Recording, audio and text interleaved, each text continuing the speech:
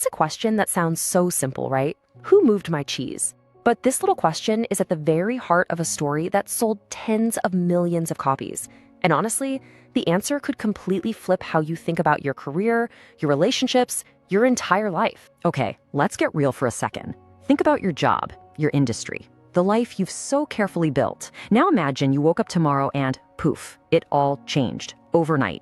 What would you do?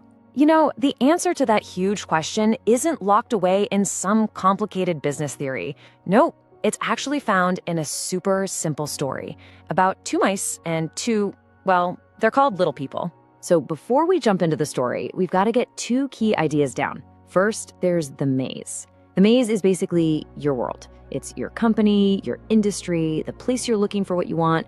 And then there's the cheese. And the cheese is the prize. It's what you want. And hey, it's not just about money, right? It could be that promotion, a great relationship, your health. Basically, it's your personal definition of success and happiness.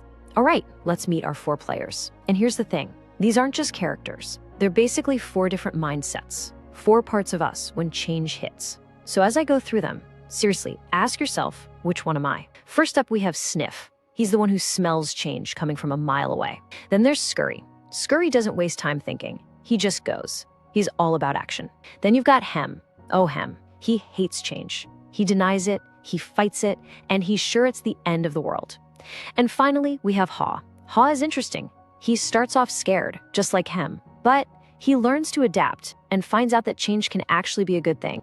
So in this story, our four friends find the ultimate prize, Cheese Station C. I mean, this place is loaded. They've got more cheese than they know what to do with. Life is good. They feel totally secure. They're set. Until they show up one day and it's all gone. Every last crumb.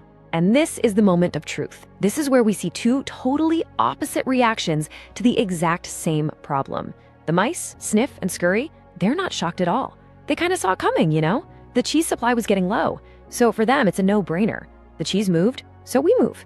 And bam, they're off, back into the maze looking for more. But Hem and Haw, oh man, they are completely stunned. They just freeze, they get mad, they complain, they analyze it to death, they're just stuck. And this is where Hem just loses it. He shouts, "Who moved my cheese? It's not fair." And let's be honest, haven't we all felt that? That feeling of being a victim, that sense of entitlement, like, hey, that was my cheese. He's convinced this was done to him personally.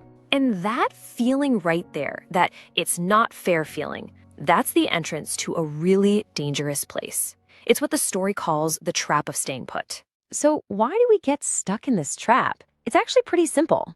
The more important that cheese is to you, your job title, your routine, your comfort zone, the tighter you grip it. It stops being a reward and starts being an anchor. It holds you down while everything else is moving forward without you. And here's the brutal truth, the real danger of not moving. The story doesn't pull any punches here.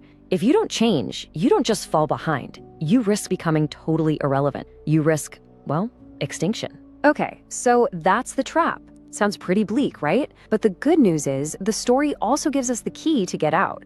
And that escape route comes from Haw's journey, when he finally realizes he can't just sit there with Hem and starve. So picture this. Hem is just sitting there getting angrier and weaker by the day. But Haw has this moment of clarity. He's like, wait a minute, this is crazy. We're starving, we're miserable, and we're too scared to even look for new cheese? He realizes he's trapped, not by the empty station, but by his own fear. And that's when he finds it. One single question that unlocks the whole thing. What would you do if you weren't afraid? Just let that sink in for a second.